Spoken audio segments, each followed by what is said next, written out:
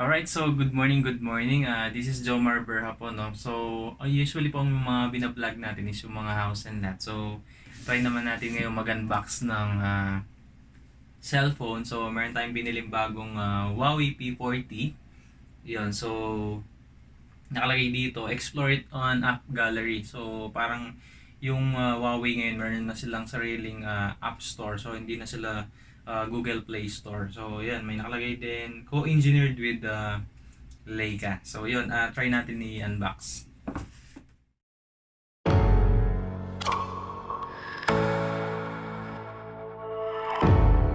Huawei P40 series.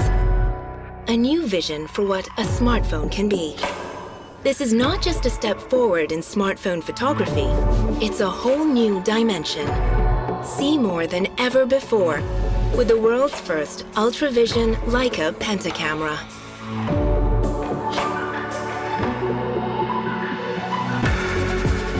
The Huawei quad-curve overflow display is elegantly rounded from edge to edge.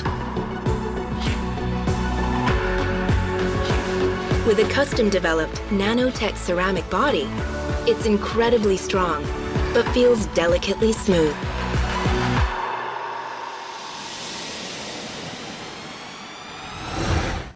Alright, so ayan, i-unbox na natin yung ating Huawei P40.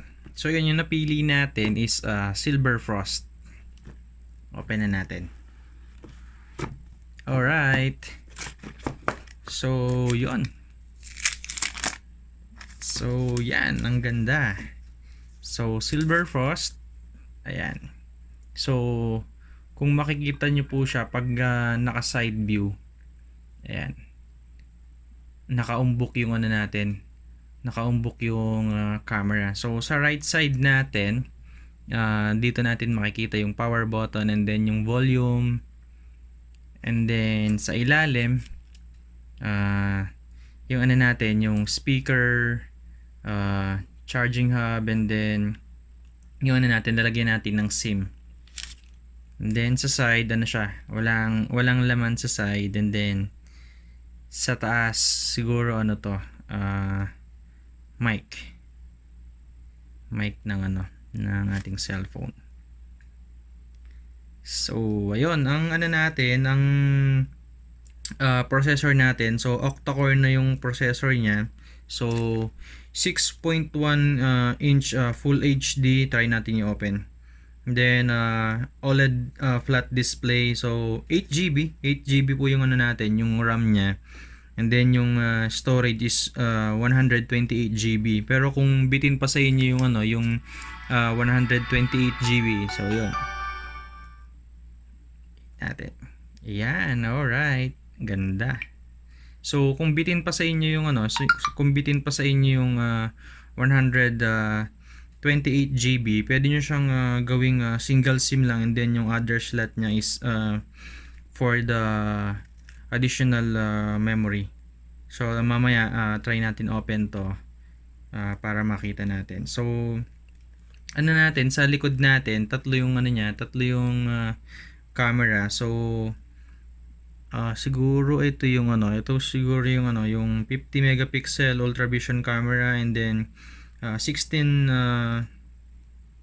megapixel ultra wide angle camera, tsaka yung 8 megapixel telephoto camera. So sa selfie camera naman natin, so dalawa sila. So 32 yung ano niya, no, 32 megapixel yung selfie camera, and then yung isa is infrared camera. So yun.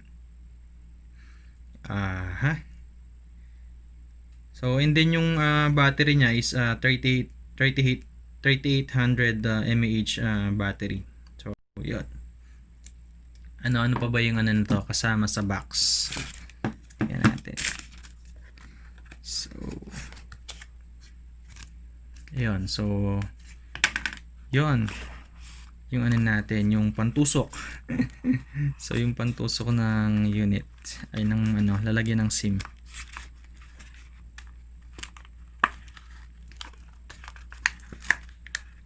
Ayan.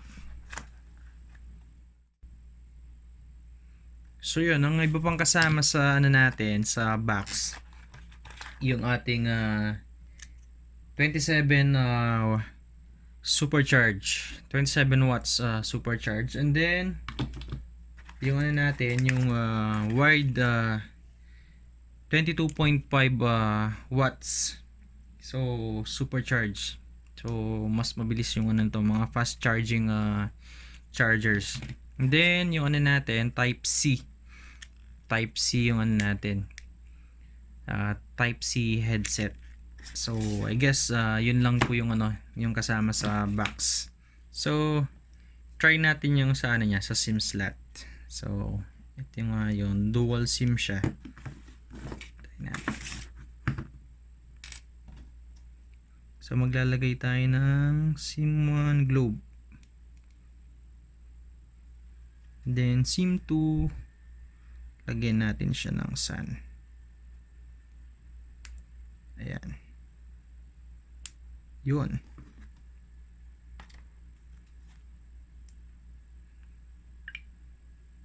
So no service. Yan, try lang natin, antayin natin. Ayun. So ayun. SIM 1 globe and then SIM 2 sun. Ayan, so try naman natin siyang i-browse yung cellphone. So kung makikita nyo, napaka responsive niya, kasi yun nga, octa-core na yung ano niya, processor, and then yung RAM niya is 8GB. So kung makikita nyo sa screen, and ito yung ano niya, yung app gallery. So pag click natin yung app gallery, so yan, nandyan na halos yung mga ini-install natin na application. So yan, syempre salamat Shopee. So yan, Gcash, Share It, so nandyan na po lahat yan. And then pilit na ginagawa ni Huawei. So halos lahat ng applications na makikita natin sa Google App Store is magiging available na din sa kanila. So yan, kung sana naman sa mga naka-install na niya na default na application, so dito sa tool apps nandiyan na yung yung Office Mobile, Bing, Trip.com. So yan. Then meron siyang health, support, email, files. Yan. So yun naka-install na agad si Lazada. Mukhang mapaparami na naman tayo ng online shopping nito And then si Agoda. So yun, sa camera natin, meron siyang photo, portrait, yan, aperture. Yan, so ito yung yung bine-blur niya yung background. So blur the background to emphasize subjects within 2 meters. Then night mode, portrait, photo, video, pro. So ayan. Ito yung parang naka-ano na kayo SLR. And then more. So meron slow-mo, panorama, monochrome, AR lens, light painting, HDR, time-lapse, moving picture, stickers. So ano din siya in documents, parang cam scan, underwater, super macro, dual view, and then high resolution. So yun yung mga mga options niya sa camera. So ayan, sa video naman niya, sa settings natin, pag sa video yon, kaya niya mag record ng 60 fps or 60 frames per seconds, and then video resolution up to up to 4K. Ayan. Then may mga iba pa siyang options dito, like capture smiles, assistive grid. So try naman natin siya lagyan ng security. So yun, password. So for fingerprint, so yan, lagay muna natin 0000 for lang. Then unlock device, then add fingerprint. Accuracy of the fingerprint sensor. Okay. Then place your finger. Yan. So yun, para pagka i-unlock nyo yung phone natin, pwedeng yung password or yung fingerprint.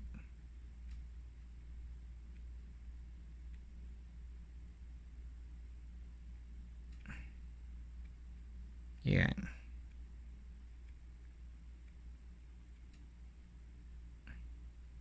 Isa pa. Alright, so okay. And then, set up face recognition. Sige, try natin.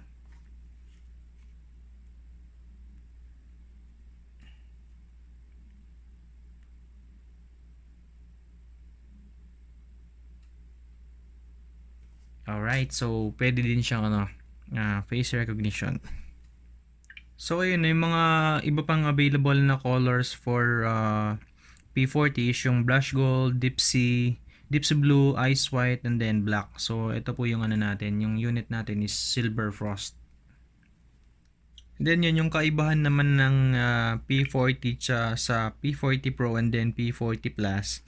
So unang-una yung screen natin, mas maliit siya, 6.1 na lang yung natin, yung display. So sa P40 is 6.58 inches. So pero para sa akin naman mas handy yung P40. And then sa storage naman, yung natin, P40 is 128 GB. Si P40, meron silang 128 GB, 256 and then 512 GB. Si P40 Pro Plus, meron siyang 256 GB na agad yung starting niya up to 512 GB. So, yun, I guess yun lang muna po yung natin sa P40. Subukan lang muna natin para makita pa natin yung mga iba niyang Tsaka nga pala, kung kulang pa yung mga application tsaka hindi nyo makita sa app gallery, pwede rin siya na third party app para makapag-download kayo ng mga ibang applications. Ayan. So for Gmail, so hindi mo nga siya makakapag-install ng Gmail. So gagawin natin, mag-aano ka na lang dito sa browser and then i-bookmark mo na lang yung yung Gmail. So yun yung iba pa niyang pagkakaiba sa P40 Pro and then P40 Plus. Ito siya, hindi siya water resistant, parang lang siya, meron lang siyang splash protection, parang yung nalagyan lang siya ng konting tubig dito, parang ganun. Pero pagka yung P40 Pro and then P40 Plus, na sila, water resistant, so up to 1.5 meters for 30 minutes. So yan, for lang po yan, swimming pool, so hindi rin yung tubig alat like sa beach ganun. So yun yung nakalagay niya dito sa camera na 'di ba kanina pinakita natin. Meron siyang option na underwater dun sa more. So pag sa underwater nakalagay siya. So underwater camera, please use a Huawei waterproof phone case for underwater photography. So kailangan mo pa maglagay ng underwater photography or waterproof phone case. So yun, hindi katulad ng P40 Pro tsaka P40 Plus, na siya, talagang hindi mo na kailangan lagyan ng waterproof phone case. So yun. And then meron din siyang free case. So ayan. So ayan, ito yung mga warranty cards natin, and then yan, meron siyang free na clear case. Try natin. Ayun. Ganda. Alright. So yan, thank you for watching po. God bless.